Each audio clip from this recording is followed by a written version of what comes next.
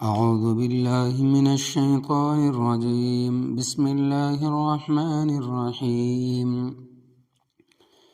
الحمد لله رب العالمين الرحمن الرحيم مالك يوم الدين إياك نعبد وإياك نستعين اهدنا الصراط المستقيم صراط الذين أنعمت عليهم غير المغضوب عليهم ولا الضالين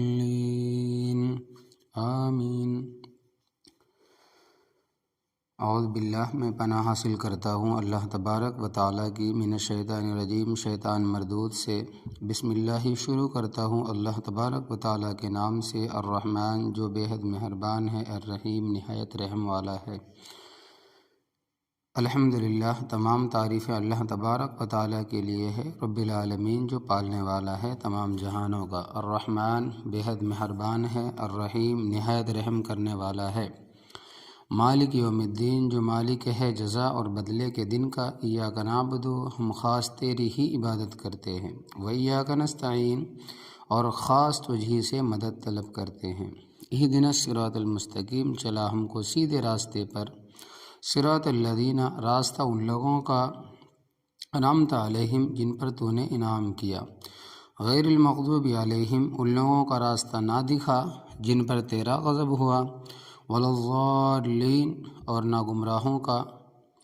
آمین۔ رب تعالیٰ ایسا ہی کرے۔ فضائل، اس صورت کا نام سورۃ الفاتحہ ہے۔ فتح کا ایک معنی کھولنا بھی ہے، چونکہ یہ صورت قرآن کریم کو کھولنے والی ہے تو اس سے قرآن کریم کی ابتدا ہوتی ہے، اس لیے اس کو فاتحہ کہتے ہیں۔ جس طرح کسی شے کا عنوان ہوتا ہے، یہ سورہ قرآن کریم کا عنوان ہے، اور اس کا نام سوال بھی ہے کہ اس میں سوال کرنے کا طریقہ سمجھایا گیا۔ کسی سے سوال کرنے اور مانگنے کا طریقہ یہ ہے کہ سائل جس سے مانگتا ہے پہلے اس کی تعریف کرتا ہے، تم بڑے ہمدرد ہو، خیر خواہ ہو، سخی ہو، پھر اپنا تعلق بتاتا ہے، میں تمہارا شہردار یا محلے دار ہوں اور تمہارے زیر سایہ ہوں، پھر اپنی کمزوری اور عاجزی کا اظہار کرتا ہے، پھر اپنا سوال کرتا ہے کہ یہ میری ضرورت ہے جو تمہارے سے مانگنے آیا ہوں۔ اس صورت میں بھی پہلے اللہ تبارک و تعالیٰ کی تعریف ہے، اور فرماتے ہیں کہ اس صورت کا نام شافیہ بھی ہے، یعنی شفا دینے والی۔ حقیقتاً تو شفا دینے والی ذات اللہ تبارک و تعالیٰ کی ہے، مگر اس میں اللہ تبارک و تعالیٰ نے برکت رکھی ہے جس کی وجہ سے روحانی اور جسمانی بیماریوں سے شفا ملتی ہے۔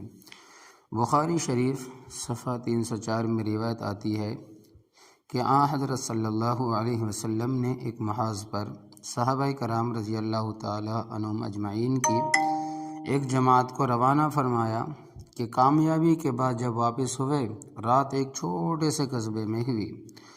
وہاں رات گزارنے کا ارادہ کیا، لیکن وہاں کے لوگوں نے ان کی مہمانی سے انکار کیا کہ ہم صحابیوں کو یہاں رہنے نہیں دیں گے۔ جس طرح آج کل اہل حق کو وہابی کہتے ہیں، اس وقت اہل حق کو صحابی کہتے تھے۔ کہنے لگے کہ ہم نے صحابیوں کو یہاں نہیں رہنے دینا۔ اس طرح سمجھو کہ جس طرح ہمارے ساتھی تبلیغی جماعت والے بعض قصبات میں جاتے ہیں تو وہ لوگ ان کے بسترے اٹھا کر باہر پھینک دیتے ہیں اور ان کو ہاتھوں اور کانوں سے پکڑ کر باہر نکال دیتے ہیں کہ لوگ ان کی باتیں سن کر متاثر ہوں گے اور ہمارے ریوڑ سے نکل جائیں گے، ورنہ یہ لوگ ان سے کچھ مانگتے تو نہیں ہے، اپنا کھانا اور اپنا پینا ہے۔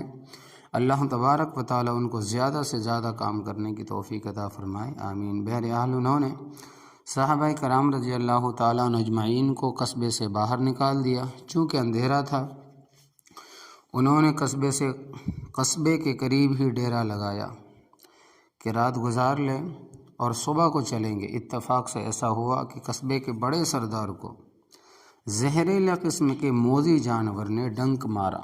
روایت میں ہے کہ فَسَعُوا لَهُ بِكُلِّ شَيْءٍ، انہوں نے ہر طرح کی کوشش کی، یہاں کہ وہاں جتنے چھو منتر اور دم کرنے والے تھے کسی کا بس نہ چلا۔ مجبور ہو کر صحابہ کرام رضی اللہ تعالیٰ اجمعین کے پاس آئے کہ ہمارے سردار کو کوئی زہریلی چیز لڑ گئی ہے، یعنی کہ کسی زہریلی چیز نے کاٹ لیا ہے، کیا تم میں سے کوئی دم کرنے والا ہے؟ حضرت ابو سعید خدری رضی اللہ تعالیٰ عنہ نے کہا کہ ہاں ہم دم کریں گے، مگر عوض میں 30 بکریاں لیں گے۔ 30 اس لیے کہا کہ یہ آدمی 30 تھے، ہر ایک کو ایک ایک آ جائے گی۔ چنانچہ ان کے ساتھ گئے اور سورہ فاتحہ پڑھ کر دم کیا۔ کأنہا نشط من عقال، گویا اس کو گرہ سے کھول دیا ہو، یعنی کہ اس کو اس طرح محسوس ہوا کہ کبھی تکلیف ہوئی ہی نہیں ہے۔ تو فرمایا کہ شرط پوری کرو، 30 بکریاں ہمارے حوالے کرو۔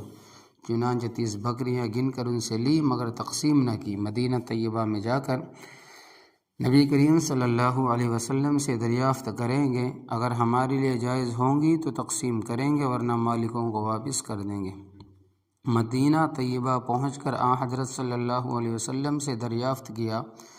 آپ صلی اللہ علیہ وسلم نے فرمایا کہ ان حق ما اخذتم علیہ اجرا کتاب اللہ، بے شک جن چیزوں پر تم اجر لیتے ہو ان میں اللہ تبارک و تعالیٰ کی کتاب زیادہ حق رکھتی ہے، تم اس پر اجر لو، اور فرمایا کہ اس مزدوری میں سے میرا بھی حصہ نکالو۔ آپ صلی اللہ علیہ وسلم کا یہ فرمانا حرص اور لالچ نہ تھا، بلکہ صرف ان کا وہم دور کرنا مقصود تھا کہ یہ تم نے کوئی گناہ نہیں کیا۔ اگر اس میں کسی قسم کا شبہ ہوتا تو نبی کریم صلی اللہ علیہ وسلم یہ نہ فرماتے کہ مجھے بھی حصہ دو۔ تو اس وجہ سے بات اصل جو بتانی تھی وہ یہ کہ سورہ فاتحہ 7 مرتبہ دم کرنے سے اگر کوئی زہریلا کیڑا کاٹ لے، سانپ کاٹ لے، بچھو کاٹ لے، تو اس پر دم کرنے سے اللہ تبارک و تعالی شفا دے دیتا ہے۔ تو اس وجہ سے اس سورہ کو سورہ شفا بھی کہتے ہیں۔ السلام علیکم۔